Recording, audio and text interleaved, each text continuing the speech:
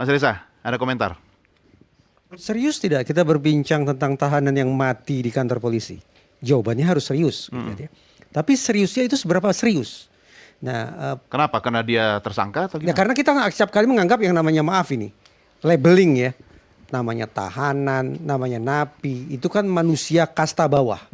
Dianggap sebagai sampah. Jadi tidak peduli juga kita kalau ada orang mati di dalamnya. Tapi jangan salah, itu anggapan orang, bukan Iya. anggapan saya. Iya, iya. Saya justru sependapat dengan misalnya ketika pemerintah Inggris melakukan, mencoba menghitung ya, per insiden tahanan mati di kantor polisi itu berapa nilainya, di riset, pakai kalkulator. Oke. Keluar angka per insiden 1,67 juta pound sterling. Dahsyat tidak? Dahsyat kan? Itu per insiden. Dan bisa dipastikan dalam 1 tahun tidak mungkin ada 1 insiden saja. Tambah lagi, polisi harus bayar berapa ke pihak keluarga tahanan. Terlepas apakah tahanan itu bersalah atau tidak bersalah, karena toh proses persidangannya juga tidak dimulai. Tapi yang jelas ketika ada tahanan meninggal di kantor polisi, itu kan menunjukkan, maaf kata, kegagalan otoritas kepolisian memastikan bahwa proses hukum terhadap orang ini berjalan. Kan begitu pemaknaannya. Karena proses hukum belum berjalan Iya, kan? dan gagal. Iya. Gagal dijalankan itu. Siapa yang mau disidang? Iya, Sudah siapa nggak ada orangnya. di sidang. Karena ternyata gagal mengamankan orang yang semestinya berproses hukum. Nah, di Inggris, kalau ada insiden semacam itu, kantor polisi setempat itu diharuskan membayar ganti rugi ke pihak keluarga tahanan ribuan pound sterling. Di sini enggak. Saya tidak tahu ada atau tidak, mungkin Pak Bima Sakti yang bisa memberikan jawaban. Tapi saya ingin mengatakan ada deskripsi situasi yang sangat-sangat konkret yang disodorkan oleh pemerintahan Inggris untuk menggedor kesadaran kita bahwa ini bukan masalah sepele. Kita tidak bicara tentang manusia sampah. Kita bicara tentang manusia yang semestinya harus bertanggung jawab secara pidana dan itu harus terselenggara sampai tuntas. Iya. Sayangnya tidak terlaksana. Nah, pada situasi yang tragis macam itu, ternyata negara memilih sikap rendah hati dengan apa? Tadi saya katakan, memilih sikap rendah hati dengan memberikan ganti rugi kepada pihak keluarga tahanan. Jadi maaf ini, dalam perbincangan di Merah Putih ini, tiba-tiba sekarang kita bergeser. Dari yang semula kita berbincang tentang 1 orang anak yang menjadi korban kejahatan, Iya. sadar tidak sadar, sekarang kita sedang bicara tentang korban kedua. Bukan korban kejahatan, tapi korban penanganan proses penegakan hukum yang ternyata tidak begitu proper. Itu menurut saya. Yang kebetulan adalah tersangka. Saya tidak tahu statusnya sudah tersangka atau belum. Tapi paling tidak saat itu dia tampaknya sudah berada pada posisi sebagai tahanan. Begitu. Iya, Nah, iya.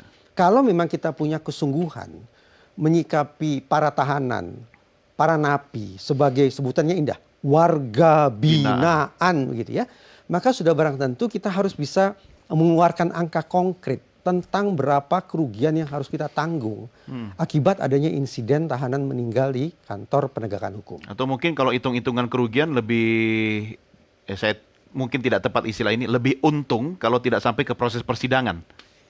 Kesannya begitu. Ya. Apalagi ketika masyarakat kadung skeptis terhadap apa boleh buat ya, terhadap rezim penegakan hukum kita, mungkin ada orang yang mengatakan, biarlah orang itu selesaikan sendiri masalahnya dalam ruang tahanan, begitu Iya, kan? iya. Tetapi tentu di dalam ruang diskusi publik semacam ini, kita tidak boleh punya pemikiran barbar seperti itu kan? Iya, iya, Kita ya, tetap makanya harus, kita harus tetap memakai cara pandang yang Betul. beradab bahwa walau bagaimanapun tahanan ini adalah orang yang semestinya harus tetap Iya. dimintai pertanggungjawabannya secara pidana. Iya, karena nanti hakim lah ya yang akan menentukan nasibnya kan. Tepat. Dan itu dia belum sampai ke meja hakim gitu kan. Sama sekali belum sampai ke sana. Oke, Pak Jasrah, kalau bicara tentang aturan main regulasi, ya kita tidak ingin fenomena gunung es itu akan menjadi gunung-gunung es yang makin tinggi gitu kan. Anda melihat apakah sudah kuat aturan main kita sekarang ini? Ya, jadi di September tahun lalu 2024 kebetulan KPAI memberikan laporan alternatif report kepada PBB terkait tanggapan laporan pemerintah Indonesia 5 dan 6. Apa yang disampaikan oleh 6 komite hak anak PBB, regulasi Indonesia ini sangat luar biasa sekali. Gitu. Luar biasa apa nih? Ya sangat lengkap. Oh. Ada konvensinya, ada undang-undangnya Oke. dan terusnya, dan bahkan ada perdanya. Ya, tinggal implementasinya. Tapi ketika nih. implementasi kita nggak bisa jawab, Pak. Ya mereka punya data yang lengkap gitu ya. Kemudian baik dari pemerintah maupun di lembaga-lembaga lain itu. Apa susahnya sih Pak menegakkan aturan main? Ya, jadi memang ini ya penyakit bangsa kita mungkin ya terkait implementasi ini ya. Ya jadi kadang-kadang saya coba berdiskusi ya salah satu dubes ya. Kenapa Pak di negara maju itu mereka bisa menerapkan aturan ya. Tetapi ketika di kita nggak bisa gitu. Nah, kata beliau gitu waktu itu saya terinspirasi juga ya. Di negara maju itu memang membuat regulasi itu diskusinya sangat luar biasa sekali. Melibatkan semua melibatkan pemangku semua kepentingan. pihak gitu. Tapi ketika diimplementasi tidak ada lagi diskusi gitu. Oke. Di kita pembuatan regulasinya kadang tertutup, disembunyikan. Tetapi kalau ketika implementasi yang ini dulu ya, separuh-separuh ini oleh pasal ini dulu ya. Gitu. Nah, saya kira ini tentu kita berharap dengan pemerintahan sekarang ya situasi-situasi ini kan harus berubah. Jadi ya. apa yang harus diubah dari regulasi? Ya, Kan sudah lengkap tadi, sudah banyak. Jadi bagaimana kita konsistensi untuk menjalankan regulasi itu gitu ya. Mulai dari? Mulai dari pemerintah pusat, daerah, kabupaten kota, dan bahkan instrumen terkecil kan ada RT RW. Nah, ketika RT RW ini bisa berfungsi, saya kira kasus-kasus anak-anak seperti ini kan telah terdeteksi sejak awal gitu. Iya, iya. Dan dia kita berharap punya kepedulian, dan bahkan tidak cukup kepedulian tapi harus ada tim yang terlatih yang memiliki respon cepat dan mempunyai pengetahuan keterampilan untuk melakukan referral system misalnya gitu ya. Dan kasus-kasus ini kan berulang kan. Iya, iya. Kasus sebelumnya ada kasus yang misalnya di Jagakarsa di mana orang tua berkonflik gitu ya, dan kepolisian sudah datang juga waktu itu gitu ya. Dan karena dibiarkan, maka apa yang terjadi? 2 anaknya dibunuh oleh orang tuanya sendiri. Gitu. Ya itu tadi, makanya pada akhirnya kan semua kembali kepada tanggung jawab unit terkecil yaitu keluarga. Sementara keluarga sendiri menurut data tadi adalah ancaman yang terbesar, yang terdekat dari anak sebagai korban. Ya, jadi kita melihat tidak ada tempat yang aman. Dan nyaman untuk di anak. muka bumi ini. Ya, jadi semuanya harus waspada, keluarga sebagai penanggung jawab utama dan pertama, dan kita terus dorong dia bisa berfungsi gitu ya. Tapi juga harus ada yang melapisi atau dalam bahasa kami itu melapisi pengawasan ya. Ada keluarga besar bisa derajat sampai ke derajat ketiga gitu ya. Nah, ketika keluarga besar ini tidak berfungsi, ada instrumen terkecil, ada RT RW gitu ya. Iya, iya. Dan kita berharap ini komponen sistem pelindungan anak ini kan bisa hidup setiap saat gitu. Ya, itu kan faktanya begitu. Tapi Mbak Mira, kan kita berharap bahwa anak memiliki tempat yang aman dan nyaman di muka bumi ini. Minimal ya di keluarga intinya sendiri. Apa yang bisa Anda sampaikan soal ini? Ternyata keluarga pun untuk menjadi tempat yang bisa dipercaya oleh anak juga sulit. Gitu. Ya, para orang tua apalagi ketika mereka baru membangun rumah tangga, dikaruniai anak-anak gitu ya. Banyak sekali mereka mengatakan, jadi orang tua kan nggak ada sekolahannya ya Bu. Gitu. Iya. Memang nggak ada. Sekolahnya gitu sepanjang kan. kehidupan. Sepanjang kehidupan, lalu juga tadi kalau kita bisa bicarakan bagaimana mereka meregulasi emosinya ketika memasuki situasi konflik, bagaimana mereka memposisikan dirinya di hadapan anak-anak gitu ya. Itu masih banyak sekali para orang tua yang perlu diedukasi. Perlu bahkan diawasi gitu ya. Kalau kita tadi Bapak mengatakan dibutuhkan kepedulian, ya kita sebagai lingkungan mungkin juga perlu ditumbuhkan ya, digerakkan untuk saling peduli dengan lingkungan kita. Ya, kata Pak Jasra kan aturan main kita itu kan sudah cukup lengkap dan banyak gitu. Ya. Tapi menurut Anda apakah itu sudah mendengarkan suara dari anak-anak itu sendiri? Mungkin kita perlu lebih banyak mendengar. Itu ternyata sulit. Gitu ya. Jadi kalau pada praktiknya orang tua di Indonesia ini kebanyakan mereka lebih bisa untuk berbicara kepada anak. Berbicara dalam artian komunikasinya hanya satu arah. Iya, satu arah ya. Nasehat gitu ya. Tapi ketika harus mendengarkan bagaimana perasaan anak, ketakutannya, kesedihannya, bahkan kebahagiaannya pun gitu ya. Ternyata nggak semudah itu. Ya, orang tua tidak pernah diajarkan untuk mendengar karena dia juga mendapatkan itu dari orang tuanya, begitu ya. Dan diyakini bahwa apa yang dia dapatkan itu adalah sesuatu yang benar, padahal jauh dari keadaan yang dibutuhkan. Oke. Saya ajak Anda semua untuk kita kembali lihat data berikut ini karena ternyata yang menjadi korban anak-anak itu banyak sekali. Kalau kita bicara tentang kasus penculikan di Indonesia, ini sepanjang bulan Januari 2025 hingga 12 November 2025 ada 221 korban penculikan di Indonesia dan sebagian besar korban itu usianya di atas 51 tahun, 82 orang, di bawah 20 tahun itu 50 orang. Ya, artinya yang dewasa itu banyak, yang remaja ke bawah itu juga tidak sedikit. Tapi pertanyaan saya Mas Reza, yang dewasa ini Ya, apa memang masih bisa? Oh, mungkin dengan berbagai kasus ya. Saya tidak tahu kenapa digunakan kosakata penculikan. Ini orang hilang atau penculikan? Karena kalau orang hilang kan belum tentu penculikan. Ini dari Begitu ya? Bareskrim Polri ini Ya, penculikan. Misalnya begini, Ah, ah. ada 221 orang yang entah di mana, tidak jelas juntrungannya, posisinya. Bagaimana bisa dikatakan mereka korban penculikan? Kecuali seandainya mereka sudah berhasil diamankan, Dimintai keterangan. diperiksa, dan mungkin direunifikasi dengan keluarga, baru kemudian bisa secara definitif dikatakan mereka adalah korban penculikan. Tapi sepanjang 221 orang itu belum kunjung ditemukan, menurut saya tidak begitu tepat juga disebut sebagai penculikan. Mungkin 221 orang hilang Iya, di iya. Indonesia. Sama Tapi, seperti kasus anak yang hilang ya, ternyata diculik betul. oleh orang tuanya sendiri gitu mungkin, atau ya dia memang bepergian dengan pacarnya, Iya, iya. atau mengikuti pengamen menjadi penyandang masalah kesejahteraan sosial dan seterusnya. Itu tidak bisa kemudian dirangkum sedemikian rupa di bawah payung penculikan. Oke, saya lanjutkan dengan data berikutnya, masih dari Pusiknas Bareskrim Polri. Dari 28 Polda menangani kasus penculikan itu, tersebar dari Polda Aceh ada 23 kasus, kemudian Polda Sulawesi Selatan ada 15 kasus, Polda Jawa Barat ada 14 kasus. Coba dilanjutkan datanya. Kemudian dari data yang saya pegang juga ini, Sumatera Utara 22 kasus, Jakarta ya, Polda Metro Jaya ya, 38 kasus, kemudian ini sudah ya 5 ya. Oke, ini polda-polda besar nih.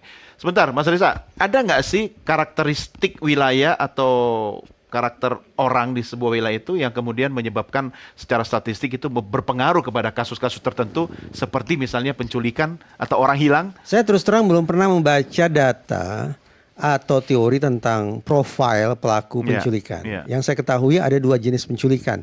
Penculikan itu kan istilah yang kita pakai dalam bahasa Indonesia ya. Kalau kemudian kita kembalikan ke bahasa Inggris, itu ada 2 jenis, yaitu kidnapping dan abduction. Kidnapping itu adalah penculikan yang si penculiknya sesungguhnya ingin mengembalikan anak ini, asalkan ada tebusan. Ya. Itu namanya kidnapping. Berbeda dengan abduction. Abduction sama sekali orang yang merampas anak ini dari pemegang kuasa asuhnya, itu tidak punya keinginan untuk mengembalikan anak itu. Mungkin anak akan dijual, mungkin anak akan dieksploitasi, mungkin anak akan dihabisi. Nah, dengan adanya pembedaan antara kidnapping dan abduction macam itu, mungkin kita akan bisa menemukan arah. Kira-kira persoalan apa yang melatar belakangi sampai orang kemudian sekali lagi mengambil anak secara ilegal dari pihak pemegang kuasa asuhnya. Kalau kidnapping ya harus kita sepakati motif instrumental yang dominan. Bahwa saya mengambil anak sebagai cara bagi saya untuk mendapatkan manfaat finansial. Setelah manfaat itu saya peroleh, anak saya kembalikan. Tapi kalau sudah kita bicara abduction, ini kompleksnya bukan alang kepalang. Oke, saya kembali ke AKP Bima. Mas Bima, bagaimana kemudian kasus Alvaro ini akan dituntaskan, diselesaikan ketika tersangka utamanya kemudian sudah kehilangan nyawanya? Siap, dapat kami jelaskan di sini bahwa sampai dengan saat ini kita masih melakukan upaya baik dari Polres Metro Jakarta Selatan, Polsek Pesanggerahan, dan juga diasistensi baik dari Polda Metro dan juga Bareskrim Mabes Polri, yang dimana upaya-upaya yang kita lakukan yaitu ada juga trauma healing terhadap keluarga korban yang menjadi korban dari peristiwa ini, dan juga upaya-upaya lain yang masih kita lakukan seperti pencarian di TKP tadi yang sudah kami jelaskan, dan juga masih ada sampling untuk tes DNA untuk meyakinkan kembali bahwa korban tersebut adalah diduga anak atau Ananda AKN tersebut. Ya, kapan tes DNA akan dilakukan, Mas Bima? Untuk tes DNA sudah kami lakukan dari hari Senin. Di sini kita menunggu dari ibu korban dan juga baru bisa datang kemarin Senin. Di situ segera kami lakukan dan juga kita sudah berkoordinasi dengan RS Polri. Sampai dengan saat ini kita terus berkoordinasi sampai akhirnya tadi pun hasil yang kita dapat di TKP langsung kita serahkan kembali ke RS Polri untuk dilakukan tes DNA dan juga pencocokan lainnya di RS Polri, demikian. Kapan hasil final tes DNA itu akan keluar? Untuk hasil final di sini masih kami koordinasikan, diupayakan untuk secepatnya. bisa keluar, dan segera apabila sudah keluar akan kita informasikan lagi. Ya, Mas Bima, apakah ada kemungkinan lahirnya tersangka lain selain tersangka yang sudah almarhum ini? Untuk sampai dengan saat ini dari hasil fakta penyidikan, pemeriksaan, pengecekan yang kita laksanakan masih tersangka tunggal yang bisa kita tetapkan sebagai tersangka. Lalu bagaimana dengan adik tersangka yang punya peran juga dalam kasus ini? Untuk sampai dengan saat ini yang bersangkutan masih sebagai saksi. Apakah kemungkinan bisa ditingkatkan statusnya atau berhenti di status saksi? Ya, ke depan apabila ada alat bukti yang lainnya akan kita gelarkan kembali terkait kemungkinan adanya tersangka lain dalam peristiwa ini. Total saksi berapa orang, Mas Bima?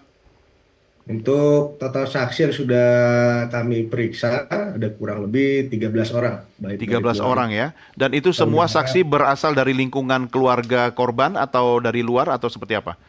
Ya, ada yang dari keluarga korban sendiri dan juga ada dari keluarga tersangka dan juga ada dari luar yang dimana ada dari teman-temannya Ananda AKN juga. Semua saksi sudah didengar keterangannya? Sudah didengar dan sudah kita ambil keterangannya, kita masukkan dalam BAP. Oke, dari hasil mendengarkan keterangan saksi, Anda meyakinkan bahwa saksi tidak ada yang berubah menjadi tersangka atau kemungkinan akan ada tersangka baru dari saksi-saksi yang ada? Sampai dengan saat ini dari hasil pemeriksaan dan sudah kita gelarkan masih tersangka tunggal yang kami tetapkan sebagai tersangka. Oke, baik. Mas Bima dan Bapak Ibu lainnya, kita rehat sejenak. Kita akan lanjutkan bincang-bincang kita tentunya di segmen berikutnya. Tetap bersama kami di Merah Putih.